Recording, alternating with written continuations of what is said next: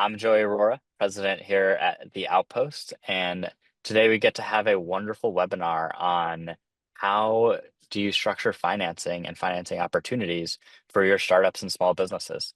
And I'm joined here with James from Leonid Capital Partners, and wanted to jump in and share a little bit and learn a little bit more about you, James. You started out at the United Space Alliance back in like 1999. Yeah. And it seems like you've made the jump to some of the primes, but the interesting part of your career, and where we were a few months ago in Austin, was this deep passion for startups and small businesses. Yeah. So, would you mind sharing a little bit about your story, your journey, and then we can go into some conversation today and Q&A? Sure. I will spare everybody the long version. I'll try to stick to the Reader's Digest. But I came out of Rice down in Houston with an astrophysics degree. Ended up getting my first job at Johnson Space Center at Mission Control on the robotics desk. So the robotic arm of the International Space Station. If you asked me at that point if I was ever going to have to look for another job again, I would have told you no. Like outside of being an astronaut, that was kind of the goal. I've got I grew up a space geek, had my mom's moon landing newspaper on the wall. Like I thought I was set. But there's not a 21-year-old on Earth that's quite ready for government bureaucracy to like hit their dreams directly in the face. So kind of the pace, especially of manned space by that time, that was right about when the Russians weren't delivering their side of the space station. So things got slowed down. I ended up moving over to unmanned satellites on the science side, then picked up a security clearance, moved over into the intelligence community, did a lot of real-time warfighter and operator support from space-based assets.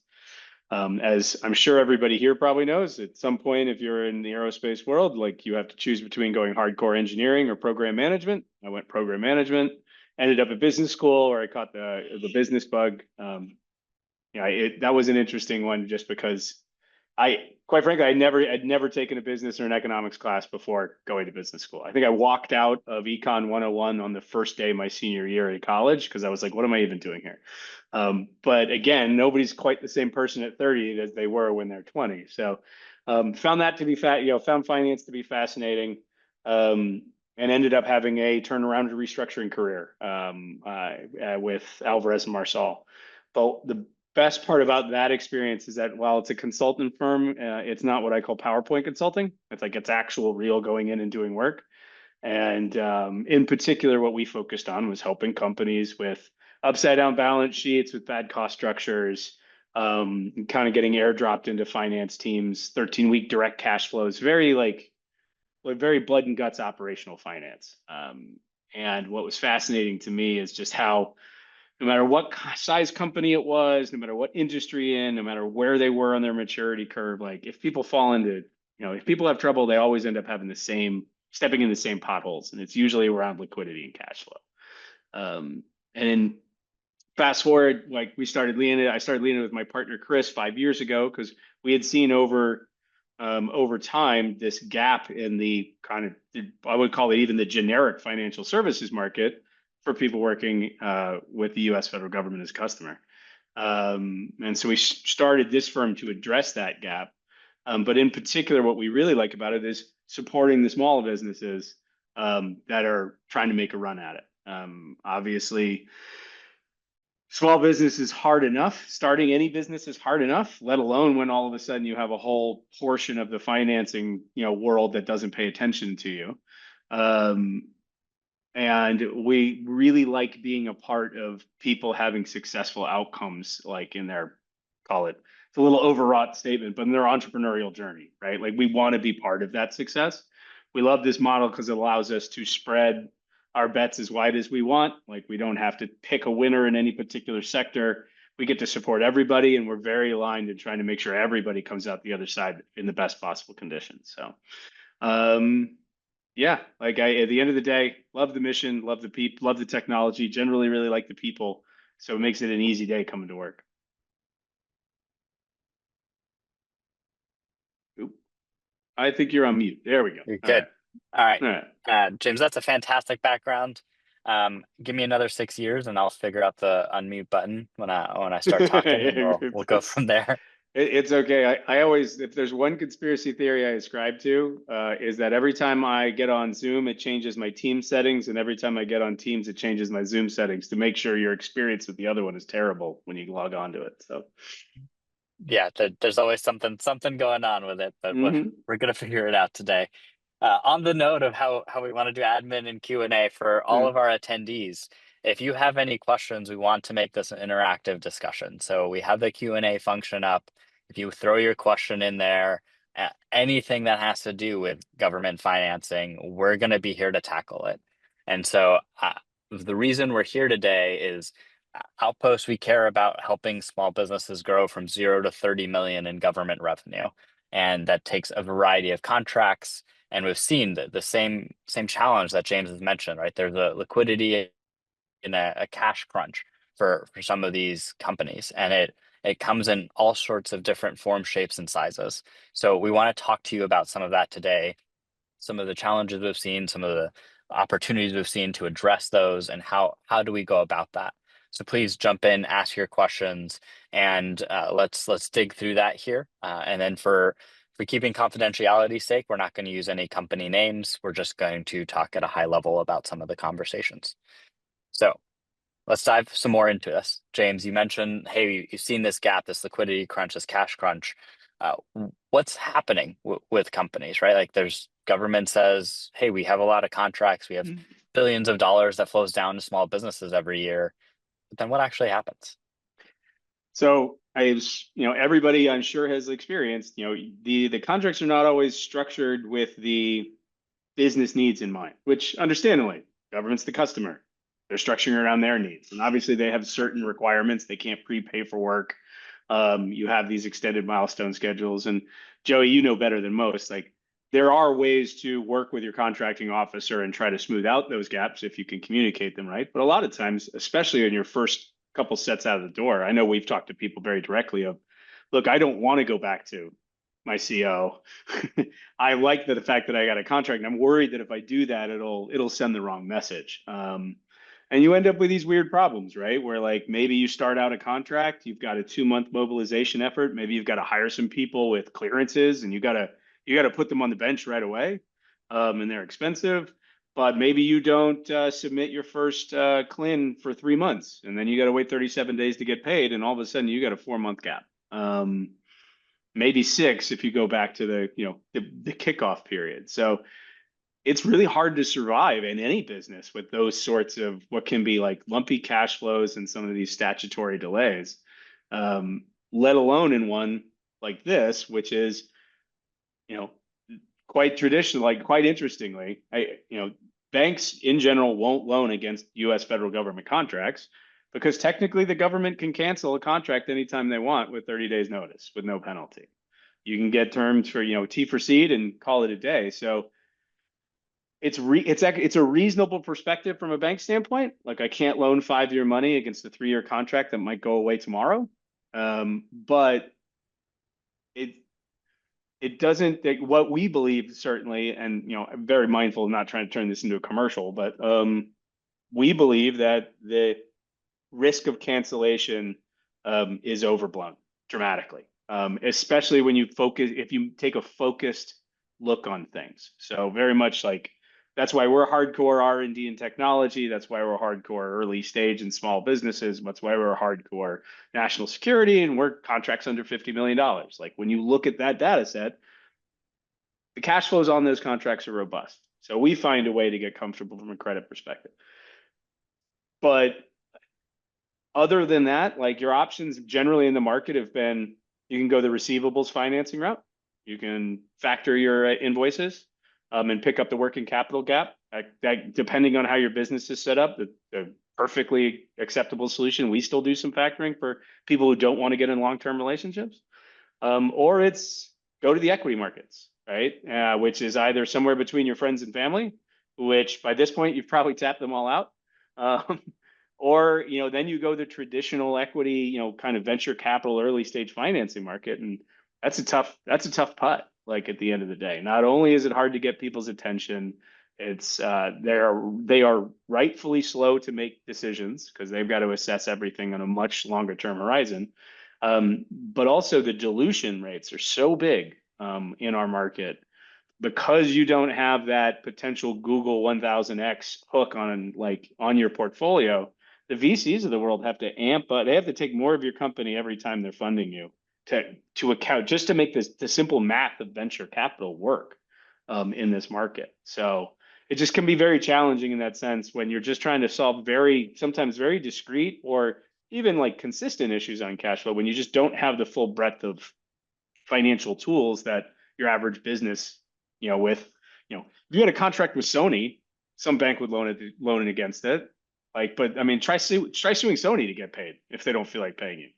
But there's not this statutory concept of like, yeah, but Sony can cancel it at any moment and just decide not to pay you, which is what creates this weird gap fundamentally at its core. Yeah. And there's this perceived risk, right? Like you said, T4C, the termination for Yeah. convenience. Um, that that risk is often talked about like, hey, the government can walk away from this anytime. But the reality is it's not happening very often, especially in these smaller contracts. Like I it's I think it's the small contracts that's the key part of it. I think the national security mission in particular is resilient because it's important, right? And it's yeah, quite frankly the last bipartisan policy we actually have in this country. Um, but it's also the size. There's a human element here. Like, yeah, like an aircraft carrier can get canceled because like two congressional staffers can, horse trade $9 billion on the budget, in a late night negotiation and do it with the stroke of a pen. But how often does the $5 million contract written to a woman-owned small business that's working on hypersonic missile research for the Navy get canceled? More importantly, how often do 1,000 of them get canceled to actually move the needle on anything? yeah.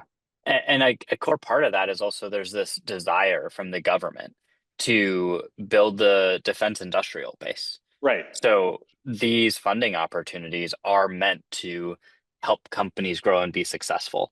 And you're right, there's this gap in understanding of how do you actually structure the milestones so you get the right payment terms up front.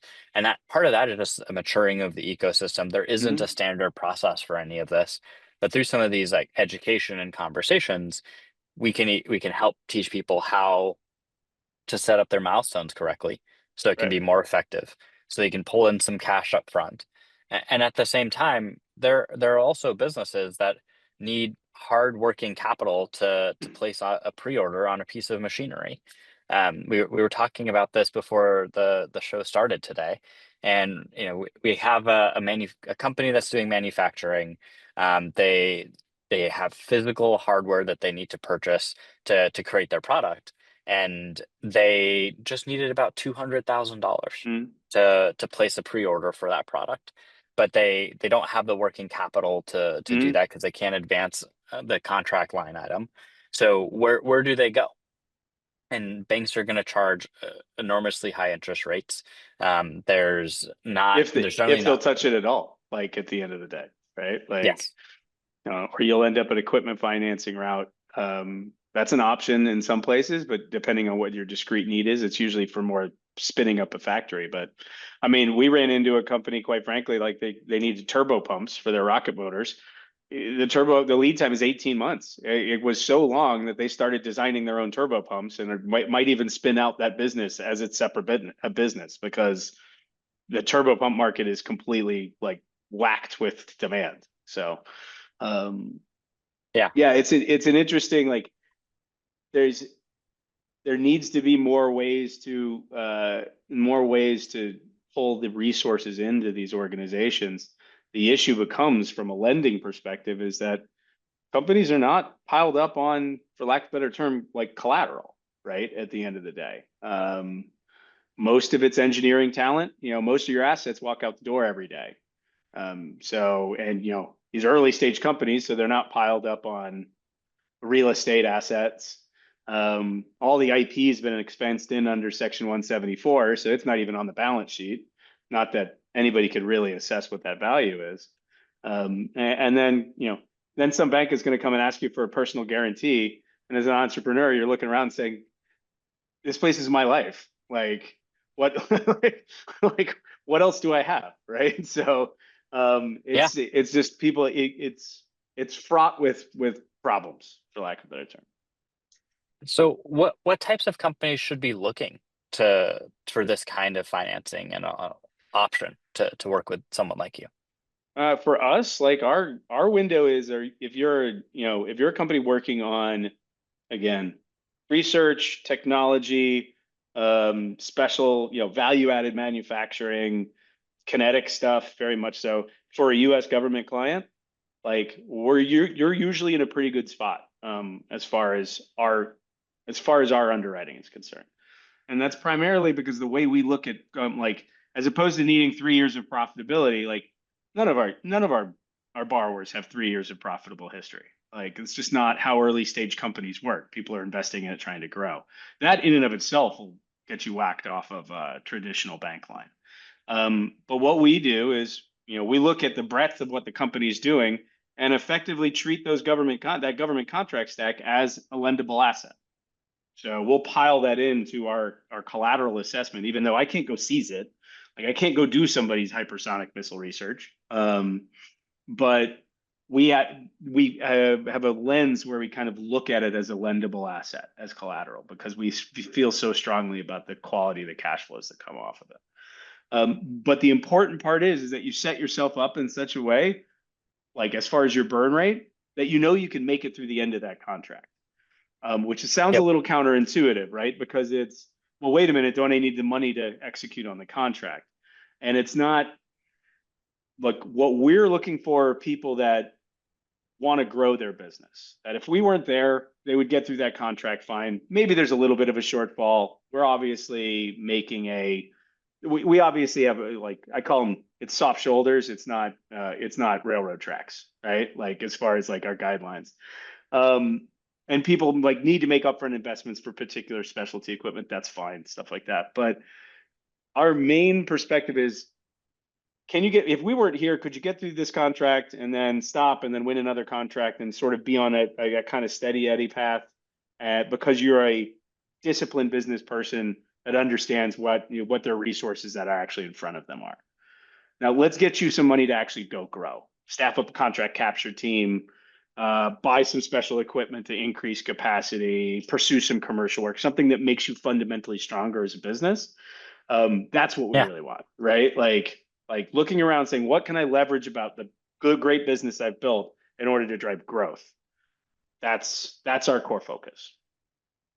And I love what you said there, right? Like, how can we help you build a stronger fundamental business? Yeah, That's a huge part of what I see a difference is, and part of why I wanted to have this conversation is this funding is not just hey, it's a loan because you're in a tough position. It's the fundamentals are there, right, and the company is in a place that they can grow and scale. And in order to do that, you this is that a little bit of boost, and you're doing that without giving up equity. right, This is a huge part of why we wanted to reshape the SBIR program while I was in the Air Force is the work that's being driven around how do you get more non-dilutive capital to companies means we have more opportunities in the defense industrial base. I was talking to a company last night and they're saying, hey, we've opted to get more non-dilutive capital than we have any dilutive capital because it's helping us grow and scale, and we get to own more of the company at the end of the right. day. And that means I can give more equity to my employees. And that was a phenomenal story to hear. Um, I got a question in on my DMs that said Mm. from Sam, "Hey, do you guys do anything with SBIRs?" Yeah, And absolutely. It's how we built the business to begin with, at least on my side. Obviously, like, maybe I'm jumping on your story, but no, um, well, if so quite if someone has a frankly, phase 1 or phase 2 contract, that can come to you. absolutely. I would say our product is a better, it works better with phase twos just because the numbers are larger. And like, it's, as the smaller phase ones, and since, they're whacked up into sort of that, one deliverable, 3 month second deliverable, there's probably not a ton of value I we've worked on people that have had stacks of phase ones, and so they've managed to get enough additional capital, and then it made a difference for them. But really, phase twos and then moving on to phase threes and TAC fives is really where we shine. Like TAC five, strat fives. Love the SBIR program. Like again, it's how we started this business, quite frankly. Like my partner and I's background, as it turns out, when we launched thing, the people we resonated with first were people who are working on SBIRs. So Yeah. and we originally saw this problem. This is a pretty funny story. It's like the guy's like, I don't understand what my issue is. It's like I've been running this business for 10 years. I got a $2 million contract with the Air Force, and I took my contract to the bank, like to my guy at Bank of America, who I've been banking with forever. And I said, "Can I have a loan?" And he offered me a $22,000 personally guaranteed line of credit. And he's like, "I don't know what I'm doing wrong." And I was like, "Well, what are you doing?" And he's like, "I'm trying to solve quantum key encryption by a proton entanglement on cube satellites." I was like, "Man, I don't know what to tell you. I don't know how to tell you this, but like the guy at Bank of America didn't understand five of the six words you just said, let alone in a sentence. Like it's a completely different world." So we love that side of the world very much so. Early stage, cutting edge technology. Like it's funny, we have a tendency to look at the difficulty of the work people doing as security, right? Yeah. Because you might be the only group in the planet that is actually qualified. Certainly the government has decided to give you a chance at it to do that specific type of work. So if you have trouble, you're much more likely to get a mod for more time, more money, or both than you are to get T for seed, because then they got to go find somebody to go do it. Like, Yeah. if you can't do it, then who else is going to do Absolutely. We got a few more questions that came it? in. I got one that says, "Hey, is there a max and minimum size government contract that you can finance?" Not no, there's no statutory limit. I would say we work our average, our average loan is $6 to $8 million against, call it a 15 to $20 million contract stack. But we've written loans as low as 500 grand, and we've done ones as high as $25 million. So, It's awesome. and again, it's not a specific, like, doesn't have to be one contract. It can be a stack of them. As you win more contracts, we just run quick amendments and roll them in so that can unlock additional access to capital. We shift with our timelines as far as the terms. Like we understand it takes, like things get delayed, like there's extensions that happen. You know, there's official mods, there's unofficial mods, there's understandings, there's slippage. We roll along right with it. And in particular, our model, which I think is like it's really the most useful for people in this world, is you don't make debt service payments to us until you get paid by the government, right? So it's not like you're sitting and you've got this sort of like a mortgage payment you've got to make every month on it. You are just when you get paid, like that's when you pay your P&I, your principal and interest on the loan, and that's how it gets paid down over time. Yeah. And that's a great segue into another question that got asked. Could you talk a little bit about the range of interest rates on the loans and the payback terms, how they may Yep. differ or if they're negotiable? Sure. We have a tendency to go up pretty boilerplate in the market, as far as like everybody gets the same price. Our depending on size. So if we go term loans, which is one bolt of money out and then gradual pay down over the period of performance of a contract. We'll advance somewhere between 50 and 65% of the remaining value of your contract stack. Again, pay when you get paid by the government. It drills down over time. So when you get to the end of your period of performance, you're at a zero outstanding balance. You don't have a refinancing risk. You don't have some sort of bullet payment you have to make at the end. And then our interest rate is high teens, right? Is what you're looking at. Given where the state of, I think a lot of times people have a tendency to compare interest rates to the home mortgage they locked in 10 years ago. That's not the world now, right? So I think high teens is something you got to get comfortable with in this side of the world. But knowing what we've done a lot of math based on our advance rates and how you pay down the actual contracts over time, which really limits the whole dollar interest expense. Our borrowers have a tendency to collect somewhere a lish like 94% of the original top line number of the contract. Yeah. They're only really seeing like a 6% impairment on total cash flows over the value of the contract. So, which when people put that up against the cost of capital with equity, it becomes pretty attractive.